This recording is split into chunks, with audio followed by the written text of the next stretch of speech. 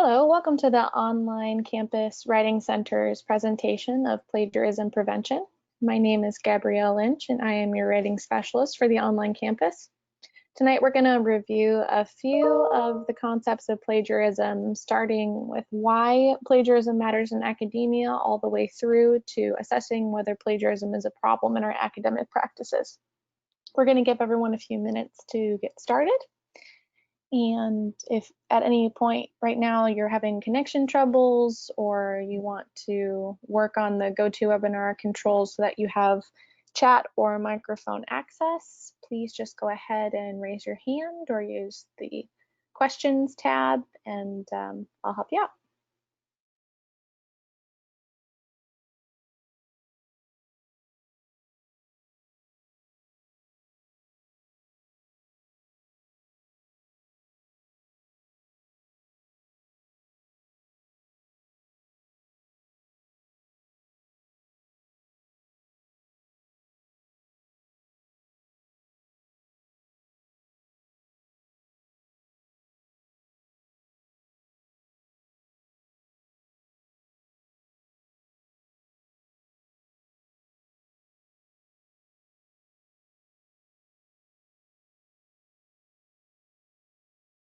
Okay.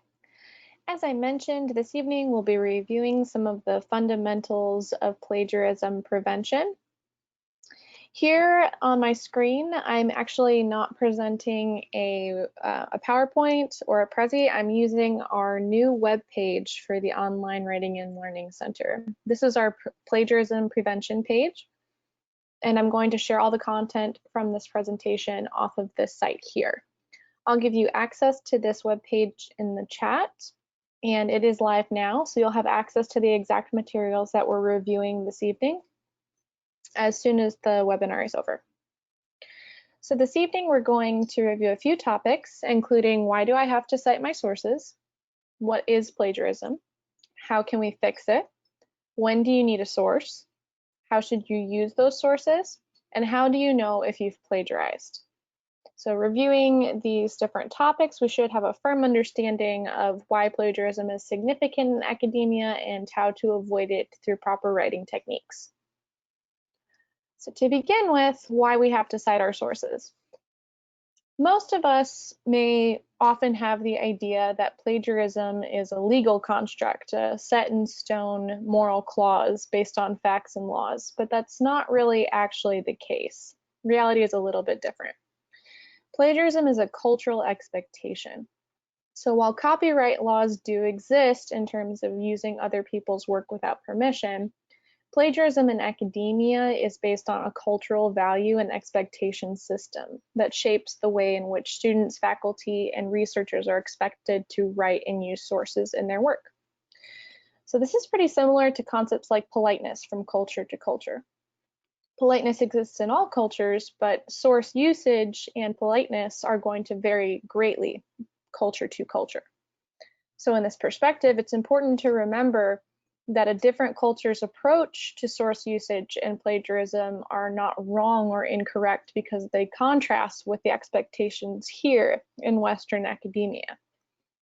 So for example, if you have been assigned this presentation as a component of an ADP for plagiarism, or as a multilingual writer who's unfamiliar with plagiarism prevention practices in Western academia, this part of the presentation is designed to be more inclusive in the sense of understanding that the perspectives we're sharing on why plagiarism matters are culturally informed by the expectations of where these schools exist. So if you come from a different background where source usage is a little different from what we're discussing today, this presentation in no way, shape, or form is saying that this mode of citation is better or correct over those other ways of using sources. So the fact simply is that if you're enrolled in an academic program that is based on Western academic principles, you're going to culturally be expected to participate in avoiding plagiarism based on the values of the culture the schools exist in. So like we mentioned with politeness, this would be, for example, when you greet someone from different cultures, you wouldn't use the exact same mechanism. So you might give a hearty handshake and direct eye contact in Germany, but a bow of differing lengths based on the person you're meeting in Japan would be expected. So much like these differences in Western academia, whereas in other academia and academic cultures, we won't cite sources, we must cite our sources. So to help us understand those cultural values that shape this big rule that drives our writing practices, we're going to take a little bit of a look at what the cultural expectations of Western academia actually are. To do this, we're going to use the Lewis framework of classifying cultures by their communication commonalities. So because we're in psychology, this is a great framework to use because it helps us understand how the behaviors of our culture shapes our writing styles. This framework is particularly useful because communication includes writing and how you would use sources, making the Lewis framework a great fit for exploring. The Lewis framework provides a three-pronged model for classifying cultures according to their cultural behavior, cultural usage of information, and cultural trust in communication. Lewis suggests that there are three distinct types of cultures in communication: linear active, multi-active, and reactive cultures. While you won't find academia as a named culture on this list, it can help by starting to find your own culture on the list before we begin to help contrast personal and academic perspectives on communication, writing, and plagiarism. Let's take a look real quick, see where you fall on the color spectrum, and we'll be able to take a look at what those colors mean in a minute.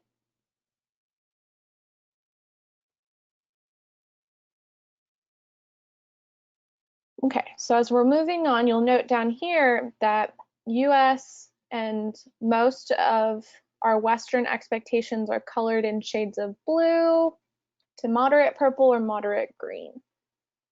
So what does this mean exactly? The colors are designed to show the cultural groups in the Lewis model. So linear active cultures are going to be those blues and greens. Multi-active is going to be over here, the top of the triangle, reds and pinks and oranges. And your reactive cultures here at the bottom will be yellow and green, bridging into orange here. So essentially, linear active is blue, multi-active is red, and reactive is yellow. What do these words mean? It's helpful to note as we move forward in defining these different types of cultural communication patterns that academia largely follows a linear active communication pattern. So we'll pay special attention to that group just because we're using it to understand what the expectations of us are in terms of plagiarism in writing in Western institutions. Linear active cultures, including places like the United States, the United Kingdom, and Germany, are generally driven by three principles in communication: emotionally disengaged and rational communication, task-oriented behavior, and decisive factual planning. Multi-active cultures in comparison, such as those in Central Europe or Latin America, are typically driven by loquacious communication, warm and personal behavior, and more impulsive, flexible planning. In reactive cultures, such as those in Asia, we find communication driven by courteous and respectful behavior, compromise-oriented perspectives, and amiable planning, so being sure all parties are accounted for in the planning process. These communicative characteristics shape the cultural behavior, information usage norms, and style of trust that we'll be looking at in a moment, which together form the basis of the writing styles that we're expected to use in academia. So in terms of cultural behavior, this includes the selection of sources in writing. So looking at this cultural framework, here's the explanation for why you're expected to use certain sources for anti-plagiarism and to shape your argument in academic writing. Because linear active cultures expect facts, figures, data, and individual opinions as sources in writing, they also expect a linear organization in the writing, presenting these facts and figures in topical paragraphs, supporting a direct logical argument rather than a personal approach. So here, a native English writer would prefer to use hard data in writing, including academic research, statistics, or direct arguments. This is in comparison to a multi-active writer from a Central European or Latin American culture who might view personal anecdotes as a stronger source of information and relationship between ideas, placed into a more flexible writing organization style that allows interruptions from the topic at hand to completely discuss something that might be of importance to the writer or the context in a more humanized and emotional approach, instead of a detached, logical, Lego block building argument style. So here, a Spanish writer might prefer to use personal sources in writing, including memories, personal anecdotes, and more emotionally charged reasoning. In comparison, reactive cultures, such as those in Asia, have somewhat of a blend of linear active and multi-active cultural perspectives. So a driving force in selecting sources is respecting others' positions in group consensus. So this creates somewhat of a more circular writing structure where we're not really directly claiming an argument that might offend or implicate someone else in a competitive context. This prioritizes diplomatic and collectivist approaches over facts and opinions. So here, this might shape the way a Chinese writer could avoid direct reference to sources, for example, omitting them from the paper for concern of addressing someone's face directly, focusing more on the reader's opinions and feelings about the information. Because academia follows more of a linear active approach in Western universities, we can see that they require a linear organized writing style that focuses on citing valid data and omitting personal opinions in writing. So this is where the need for sources comes from in the first step of plagiarism prevention. In the second step, understanding information usage, the linear active academic culture in the United States, the United Kingdom, and Germany, for example, are more data-oriented cultures. So they seek information through research sources rather than seeking information through conversation and contact with others as the multi-active structure might do. Linear active cultures focus on the fine points to prove an overall argument. You might know this as topic sentences and paragraphs relating to your overall thesis. Here you can see the cultural expectations that shape that writing style that you're expected to do in the classroom. That same style prefers information from colleagues, readings, databases, and reports, rather than from family, relatives, peers, personal reading, colleagues, or friends, as the multi-active cultures might expect. In the reactive culture, we would see more of seeking information through official and familial sources together. So again, we have a bit of a blend. So students from an Asian background might expect to both include their personal and official experience in their paper, focusing on addressing the other side actually more than maybe their own, listening and providing reasoning for both sides of the argument in the paper, and preferring information from both databases and relatives, social circles, and the counter argument. Sort of a mixture of the two without directly addressing a thesis that might be deemed competitive or argumentative. So academia expects peer-reviewed data and an argument composed of supported points leading to a clear conclusion based on these cultural expectations for how to use sources. In the last step to understanding cultural plagiarism prevention, we want to look at styles of trust. So in communication, every culture has their own style of trust that drives the way that they speak to each other and the expectations that they have for what someone might share with them or provide in passing or in writing. In linear active cultures, they're more high trust societies. What this means, not that they trust people more, but that they value proving that someone may trust in you at a higher level. So for example, there's a great expectation for adherence to the rules and respect for the institutions of authority and their members. This is where the seriousness of plagiarism is generally receiving its tone, from the cultural expectation of respecting authority and being a participating member in its society. Linear active cultures as high trust societies trust consistency, scientific-based evidence, and performance. So this means that sources have to be cited not only out of respect to members who wrote those sources, but out of respect to the institution that you belong to and its academic rules, validating your desire to be in that culture. So citing your sources is somewhat of a belonging activity in academic culture. What it means is that you agree to respect all others in the community by citing the sources that you use, and that you also agree to use those sources to prove what you say is true, providing more value to the members of the same society that you belong to. This is a bit in comparison with multi-active and reactive cultures, which is where sometimes we get some misunderstandings about plagiarism. So in multi-active cultures, such as in Central Europe and Latin America, we have more of low trust expectations. This is not meaning to say that trust is downplayed as a value, but more that there's a flexibility expected in the rules, and there's more respect for in-group relations. So smaller groups, for example, family-based or community-based.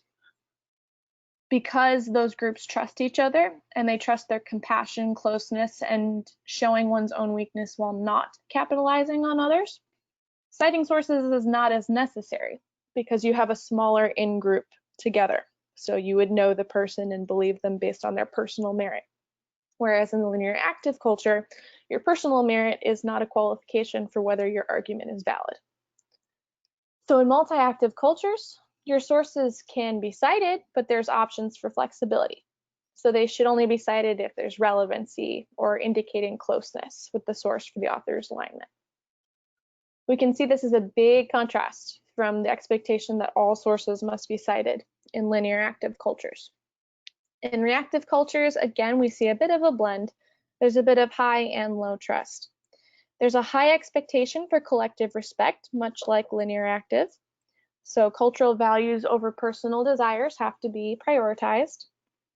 They also trust that all members will protect face, meaning that you would not make anyone feel demeaned or uncomfortable in such a way, leading to a lot of courtesy and reciprocity. So what this would mean then is that sources don't always need to be cited if they compromise someone else's space or the cultural value of collectively coming together. So in all, academia as a linear active culture expects that trust will be earned through proving a written argument by providing sources and crediting all of the original authors. What that looks like in the writing style that we're expected to do is something like this. The way that the cultural behavior, information usage, and styles of trust expectations shape our classrooms are through a form of writing that's linear, meaning that we start with a clear thesis statement, an idea of an argument, and then we provide supporting subpoints with clear conclusion at the end. In those subpoints, we focus on analyzing an argument through the details from sources. This is two-pronged. We refer to other people's work as we value their work, and we refer to other people's work as we must provide evidence for why what we believe is true in order to be trustworthy in a linear active culture. So that's a more direct and logical approach that requires citing all sources. This is what our classrooms look like. This is in comparison to multi-active cultures where personal organization is more permitted, with more of a flexible room for deviations from the main topic, a focus on a bigger overall picture rather than evidence analysis, emotional humanized approaches, and sources cited at times if necessary. Interestingly enough, in the United States and its academic context presently, because we have quite a bit of influx from new generations who are less familiar with academia and also a large influx of immigration, multi-active writing is somewhat more popular than linear active writing. So if you're taking this presentation because your instructor has recommended that you study on the plagiarism concepts that drive the expectations of your classroom, this is where you're probably receiving some of that confusion. We have a large multi-active cultural approach to sharing information today online and in social media, and it's very different from the linear active sort of traditional expectations that have shaped academia as an authoritative context. So here, this is a good place to pay attention to the contrast if you've had any trouble understanding and recognizing plagiarism and why it matters. It comes from this comparison right here. Similarly with reactive cultures, it's just that there's a slight difference on the value of the citation. So for a reactive culture, the citation does not need to be provided if it's going to be too direct and create an argument that might sacrifice someone else and their face. So sources should be cited only where they provide support, but don't take support away from someone else. So to summarize, academia is somewhat of a linear active culture. So reviewing the contrast between linear active, multi-active, and reactive cultures, these are the most important features of academic culture that shape plagiarism expectations. As a linear active culture, academia expects unemotional writing that makes its point by following a logical, deductively organized writing style. Because academia is a data-oriented culture, it expects that all members will seek information through research and only use vetted sources. And because academia is a high-trust society, expecting that all members will follow societal rules and use scientific truth when making claims, citations are always required on two fronts: to validate what we want to say is true, and to provide credit to the scientific sources out of honesty. So looking at these characteristics, this explains why plagiarism is taken so seriously and is deemed an academic crime. Using sources without citation violates the behavioral expectations of the community, which asks all of its members to prove their arguments with research and to give credit to fellow members in honest communication.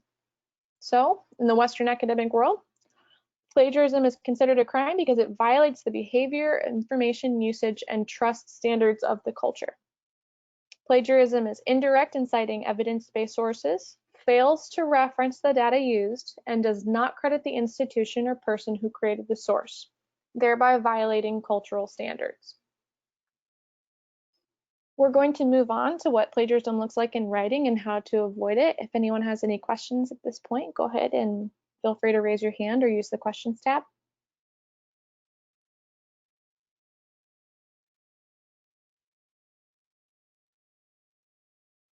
Okay, great. Well, we'll keep going. Feel free to stop me at any point. So what is plagiarism? Plagiarism is defined as directly copying another's work without providing attribution by quotation marks, an in-text citation, and a page number. Claiming something as fact. If you don't provide a citation for information that is not commonly known, statistics or data, or an arguable claim that requires evidence, this counts as plagiarism in academia. Now, this might sound odd because if you're not using someone's source and you're just talking about information, how could you be plagiarizing? Because of the cultural values we just discussed.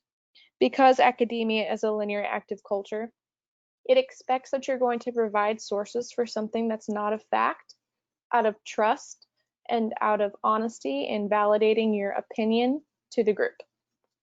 So plagiarism is not just simply taking someone else's work, it's also not doing the work to prove your own ideas. Failing to paraphrase is also constituting plagiarism. This is where a source is incompletely paraphrased because you included just a small number of words without a quotation, or you use the original sentence structure and just changed the words using synonyms, or you did not provide a citation for the source that you paraphrased at all. Looking at the consequences for academic integrity violations at the Chicago School, potential disciplinary outcomes include but are not limited to a variety of very serious consequences from failing an assignment, failing a course, being expelled from the school, and a couple of other violations that you can see in the academic and student handbook here linked under plagiarism and academic integrity at TCSPP. So if you'd like to know a little bit more about the extent to which plagiarism is taken care of at the Chicago School, you can click here. So what does plagiarism look like? This is an important question in order to be able to avoid it, right?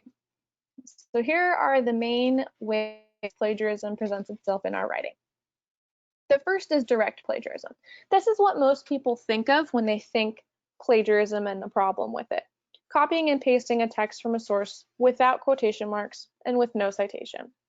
So here you can see in the red text, the student simply took information from the original source without claiming that there was a source used or putting quotation marks around the exact words that they took. This is the most serious form of plagiarism because you are claiming someone else's work as your own. Here is where we think of something like intellectual theft, because someone else worked hard for that original source and now you've taken their work and claimed it as your own. The second kind is patchwork plagiarism. This is where you take phrases or pieces of a source without quotation marks and without citation. So there's a common belief that if you take 3 or 4 words from a source that you don't have to cite it. This is complete folklore and it does constitute plagiarism. So it's important to note that when the student took only a few phrases, not a full sentence, from those 2 sources and put them together in the same sentences in this paragraph, this is still plagiarism. Even if you didn't take the whole idea or the whole sentence, if you don't tell your reader that you took that from another source, it constitutes plagiarism. Paraphrase with no citation is also considered plagiarism. So here, you might have completely rephrased the words of the source in your own, but you didn't provide a citation. So even though they're your words and it's your understanding of the idea itself was not yours. So if you choose to not provide a citation for a paraphrase, essentially what you're telling your reader is not only are the words yours, but the ideas are yours as well.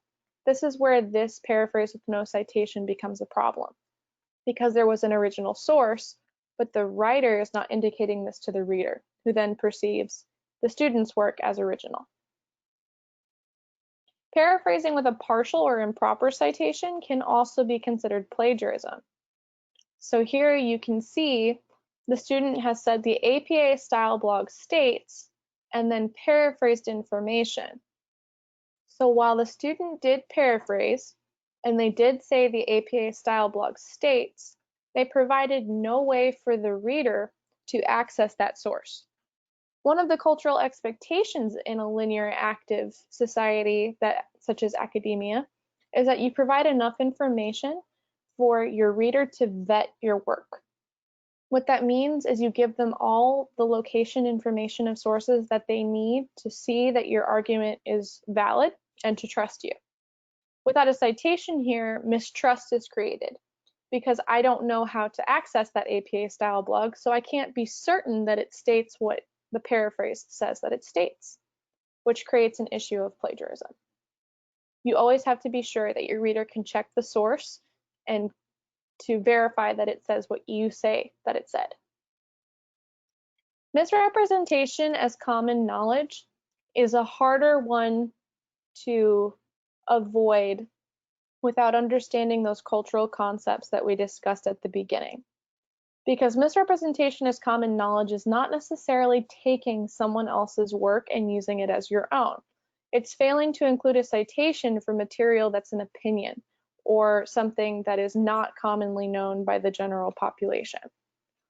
So for example, the student has said over 1/3 of collegiate students admit to either paraphrasing or copying a few sentences without citation in their academic writing. There's a few problems with this paraphrase here. So while this has none of the original wording of the source, it's claiming statistical information that had to come from somewhere. So anytime you talk about data like this, or research, or a general opinion in the field, for example, that has to come from somewhere, which means you have to provide a citation in order to be trustworthy.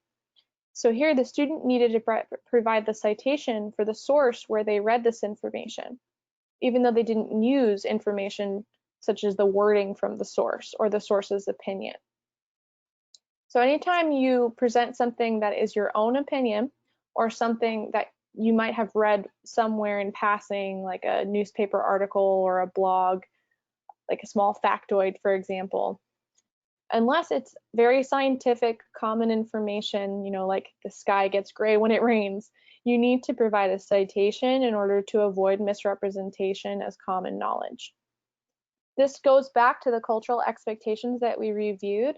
Because linear active society, including academia, expects that you're going to prove yourself as trustworthy, you have to provide access to everything you use in your paper so that it can be proven to be true.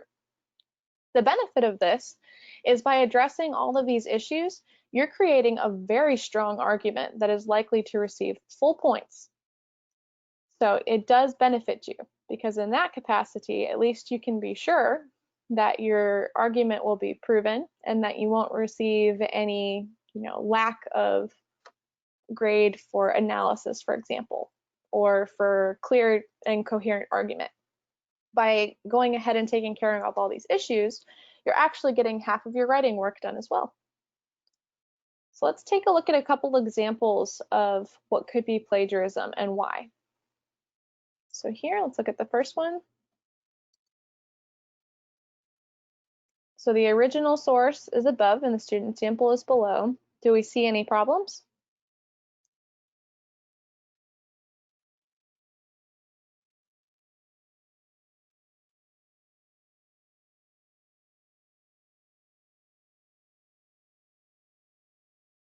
Feel free to use the questions tab if you're more comfortable.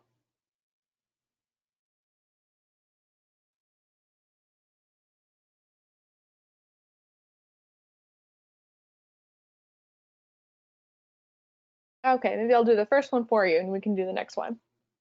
Yes, this is a problem. This is direct plagiarism. The student copied and pasted the source without a citation and quotation marks. This is the most serious form of plagiarism. It both does not give credit to the original author and makes the claim that it's the writer's original work.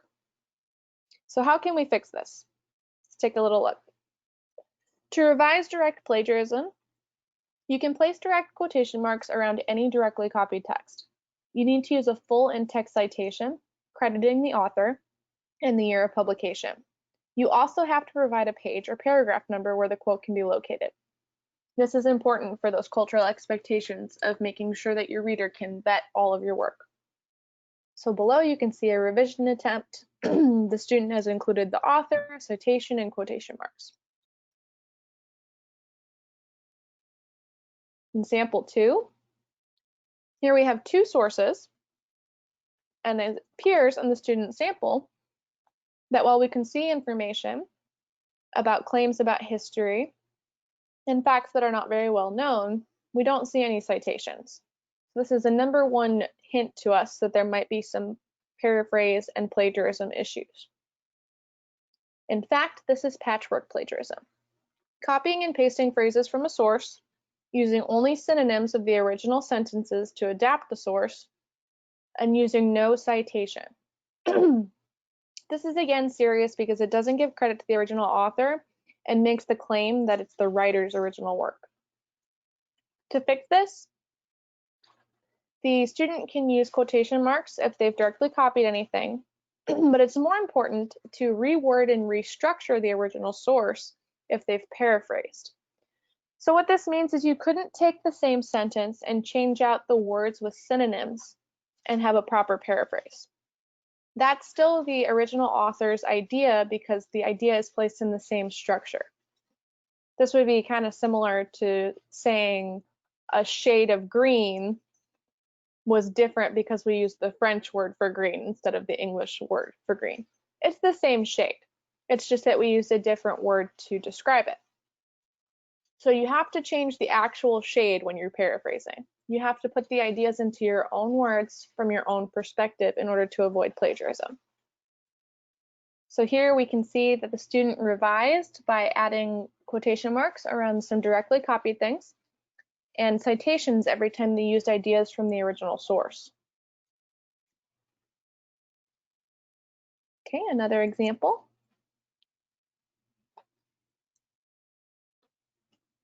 Here I see some quotation marks in the student sample, which is promising, but then I notice that the parenthetical remark is not a citation. So while I see quotation marks, I don't see a citation, which immediately raises a red flag of concern. because this is insufficient quotation plagiarism. So it's not just correct to put quotes around directly copied text. You have to provide a citation in order to properly credit the original author and to validate your argument. So this is important here that while the author is trying to be honest that they've used someone else's writing, they have not been honest about where the source has come from. This creates a problem based on the cultural expectations that will provide all information necessary for the reader to access the sources we used and to validate them as proving our argument. So to fix this, the writer needs to use a citation immediately after the first mention of material from the source. They need to use quotation marks around directly quoted material, but also a full citation and a page number when they're directly quoting. The important thing to note here is a citation immediately after the first mention of material from the source. So a common issue when we're paraphrasing is to paraphrase several sentences and then say in the third or fourth sentence, include the in-text citation for the paraphrase. The problem with including a citation after we have paraphrased that many sentences is your reader is uncertain how much of your writing that citation applies to. Technically, the citation could just apply to the sentence that it's included in. This could leave your reader thinking that the rest of the paragraph that you've written is your own ideas and your own information, which, if the entire paragraph was a paraphrase, will constitute plagiarism. So to avoid this kind of confusion and misunderstanding, the best thing to do is immediately at the outset of your paragraph, the very first time you mention information from a source, introduce that in-text citation.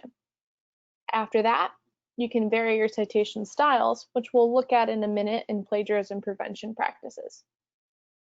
Let's look at one more real quick. So there is not an original source listed, but there is a student sample. In the sample, I can see the students making a claim about what a field of people believe.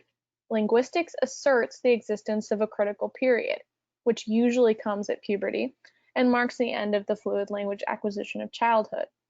The critical period is the point at which many of the unused connections in the brain begin to die to allow the body to relocate physical resources away from intellectual development to reproductive development.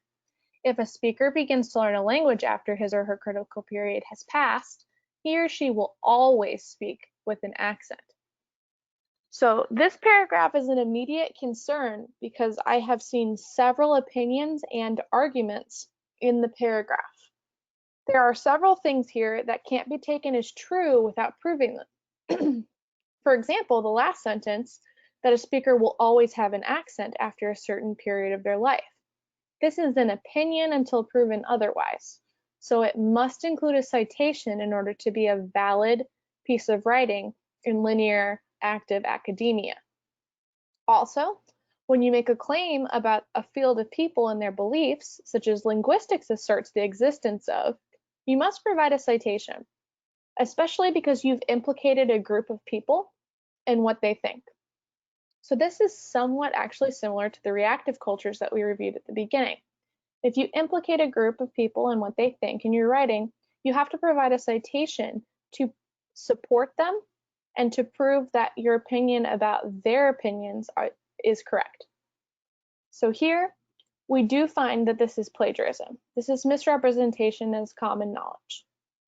It's paraphrased well, but it doesn't credit any original authors, and it fails to provide evidence for its claims and arguments.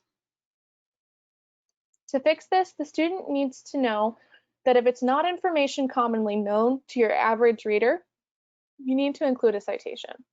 That citation needs to be included immediately after the first mention of material from a source, and it has to be properly paraphrased by using your own words and sentence order. So here's a revision attempt. You can see that the student has inserted an in-text citation immediately after the end of the first sentence, which takes care of a lot of our concerns for plagiarism. After that, there's another citation that's included, creating a pattern of citation that helps the reader to understand that the student is continuing to discuss source material. This completely alleviates the student of any plagiarism concerns. So looking at why we need a source, The next step to avoid plagiarism is understanding when do you need a source. So we looked a little bit at misrepresentation as common knowledge and understanding the cultural expectations for argumentation in academia, which both help us to understand that to avoid plagiarism, you need to make sure you use a source if your writing reflects a feeling rather than a fact. So in this sort of decision tree here, you can follow through several questions that help you determine if a sentence that you're writing requires a citation. You can ask yourself, is my writing a fact or a feeling, an opinion, an interpretation of a fact? If it's a fact, commonly known and believed, no one would argue with you, no citation is needed. However, if it's a feeling and opinion, it needs a supporting source and citation. To do this, follow supporting source and citation rules. Use a source that has vetted evidence to support your feelings or your interpretation of an opinion, and then follow in-text citation rules in APA. What does that look like? How do you present that source? Well, that's depending on what part of the source you use. So you can ask yourself another set of questions in this decision tree. Did you use someone's exact words? If you did, you must follow direct quotation rules. This means a signal phrase to introduce the quote, letting the reader know that a quote is coming, quotation marks around any directly copied text, and an APA in-text citation with the author, the year, and the page number. If you did not use someone's exact words, you need to follow paraphrase rules. That means putting someone else's content into your own sentences and words rather than using synonyms in their sentence. You still need to follow APA in-text citation rules for paraphrasing, even if it's your own words. How do we use those sources? Let's look a little bit at that paraphrasing and direct quoting formatting that we're expected to do. These basic guidelines will help ensure that you're providing the proper attribution to the ideas and paraphrasing them completely enough to not have any issues with plagiarism. So paraphrasing indicates that you're using the words writing facts, information, ideas, or data from a source besides your own, and you need to formally provide the source of that material in your paper, presentation, or any other form of writing, and use your own words and sentence structure when talking about the source's ideas. Direct quoting is the opposite of paraphrasing. It's when you use the exact words of cited material, and as we discussed, you put quotation marks around the word-for-word text, or you use block quote formatting for passages of 40 words or more. Use a signal phrase to introduce the quote. You can never begin a sentence with a quote. And provide a specific page or paragraph number where your reader can look up that quote. If you need any more assistance with direct quoting and being sure you have formatted it properly, on the same website that I'm presenting this information to you from, you can access an APA Writing and Resources page. It's in the APA Resources and Writing folder at the top of the website. So how do we paraphrase properly? Here are some steps to help. First, never look at the source while you paraphrase. This is the most common thing that leads to synonyms being used, but the original sentence structure being retained. The next thing you can do is use a 3-to-1 ratio. If you aim to summarize one sentence in a paraphrase, it's going to be very hard to say that sentence in another way without using the same structure that the source used. However, if you create a sentence using 3 sentences from the source, you'll probably be able to create a new sentence with a completely different structure because you're combining 3 ideas into one. So the arrangement should be original. You can also try to draft your first paraphrase as if you're describing a source to a friend. This usually really helps to take the paraphrase away from the original wording because we don't usually speak the way we write an academic paper. You always want to incorporate your evaluation of the source in your paraphrase as well. This means that your sentence shouldn't just summarize the source, it should include some sort of evaluation of the significance of the source, connections to other sources, or how it proves your particular claim and argument. This also ensures your paraphrase is different from the original. And if any of this still seems to not be clear, you can always just use one of our paraphrase templates presented here. So here we have paraphrase templates for presenting at the sentence level and for presenting at the paragraph level. So here, you can follow these questions to make a sentence. In paraphrase template 1, you can start with who said it. Provide the author's names in the sentence, and you could even use their credentials to support your argument. So for example, I could say, Smith, a doctor of philosophy at X university. Then I could say how they said something. So if they're making an argument, I could say affirms, or I could say argues or proposes. So now I have Smith, a professor of philosophy at X university, proposes that. Now I can paraphrase in my own words what they said. I've introduced a signal phrase that helps my reader know where my information came from, and I'm about to use my own words to explain the passage that I looked at. To avoid any kind of plagiarism issue, I can tack on why it was interesting at the end of my sentence, changing my sentence from being close to the original. So here I can answer the question, why is it interesting? What are the implications of what the author stated? To whom does the information matter? Why? And a second template that you can use is a little bit of a reverse. So we move the who said it to the end. So now the author is no longer included in a part of the sentence. There's a parenthetical citation that will be included at the end. So I can start with what they said.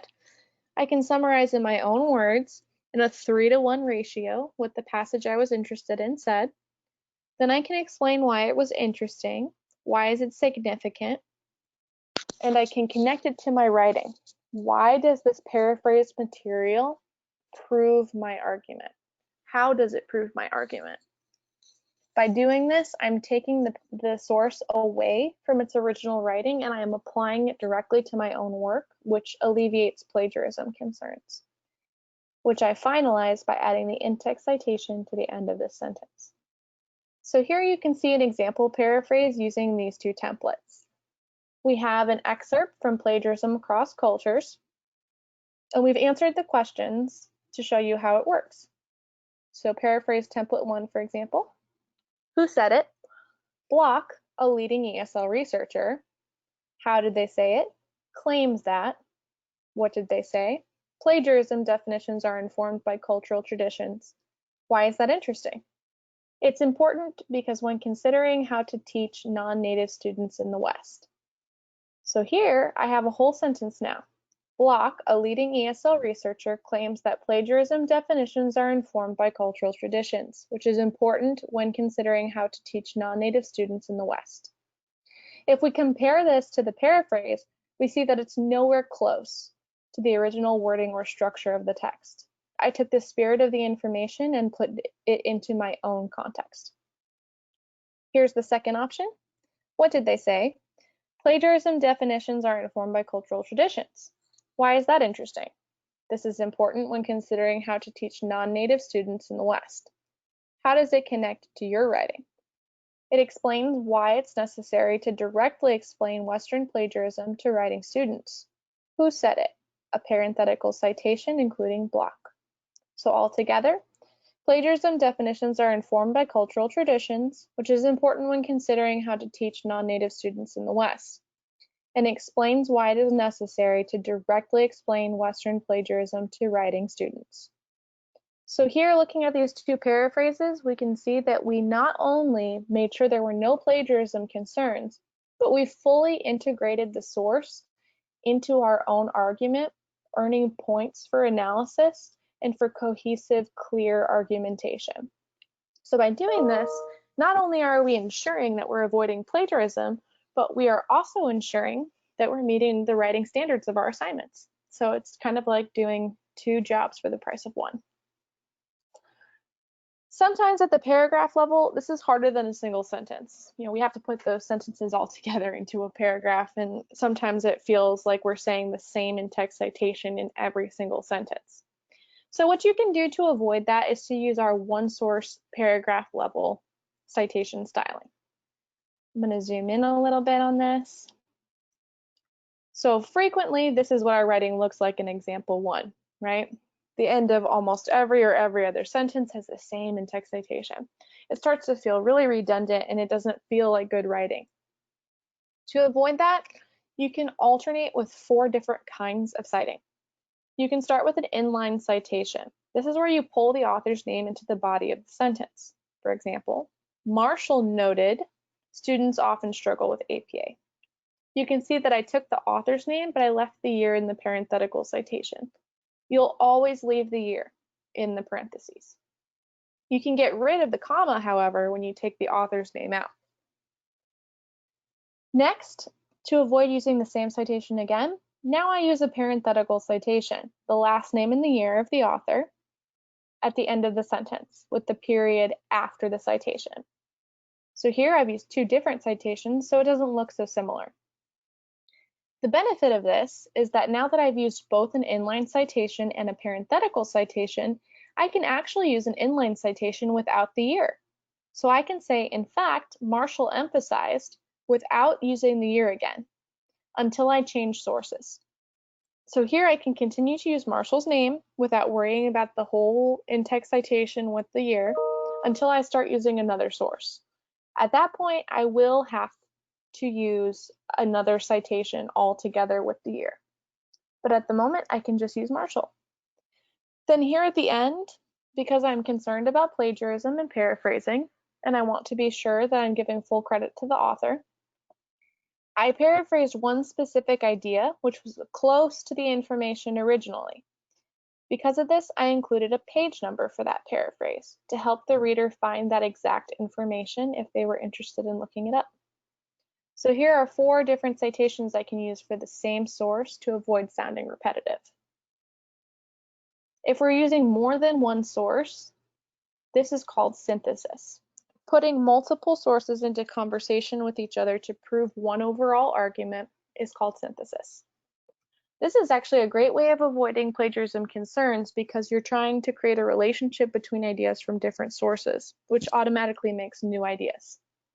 So to perform synthesis with more than one author, you can follow this kind of structure. Here is my topic, which is significant because of my eye-catching thesis, my important fact. It has been shown that insert my paraphrased information about a topic and the parenthetical year. Now I'm going to add more information about that topic from other authors. So I'll use an inline citation and say author 2 and author 3 have also revealed in their research that, and add my second paraphrase. So here I've created some new sentences and new structures of ideas. I've added multiple writers' ideas together while attributing them to the original authors, creating synthesis and avoiding plagiarism. I can keep doing this back and forth throughout the whole paragraph until the paragraph is finished, using relationship transitions between the sources to indicate how they talk to each other. So for example, if they're competing or they're comparing, I could use however or although. And if they're adding to each other, I could use things like moreover and therefore. This is very helpful for not only avoiding plagiarism, but building our overall argument. So there's an example of synthesis on this page too, written out in a full paragraph form.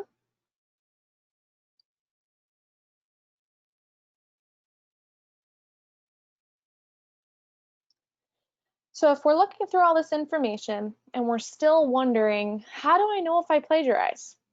You can take our plagiarism assessment. This is an assessment that is not tied to any course materials or to any kind of administrative committee. So if you take it and it turns out you had plagiarism in your test, you will not be reported for that issue. This is a learning tool. So you will be given information on what you did wrong and how to fix plagiarism in your writing. Think of it as a diagnostic tool to tell whether you have something to fix in terms of plagiarism in your work. So there's no concern about reporting or anything like that. You can just take it to learn if you need to work on anything specifically. Here it's embedded as a form, but if this embedded form isn't working for you properly, you can go ahead and click here to take the test too. If you're looking for any more assistance on plagiarism, or you've had a plagiarism event occur in a class, please feel free to contact us at onlinewritingcenter@thechicagoschool.edu. We're happy to work with you and your faculty member to set up assistance to get you past this issue and into properly sourced writing. You can also schedule a writing review at any time. We have a 48-hour turnaround window, so if you need feedback on Thursday, for example, go ahead and schedule an appointment on Tuesday, and we can provide information for you on whether everything is properly cited and there are any plagiarism concerns. At this time, this is the end of the information that I have for you on plagiarism prevention. To access this page, you can use the web address www.owlc-tcs.com/plagiarism-prevention. If you need to access the website for any other reasons, we have new offerings in APA writing resources, MS Word tutorials, and all of our typical webinars and workshops that we provide. Are there any questions at this point?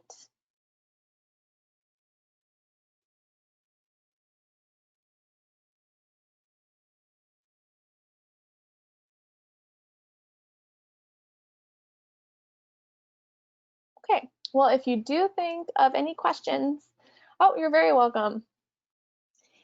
Please feel free to access this material again via the website at any time and let us know if we can help. Have a great night.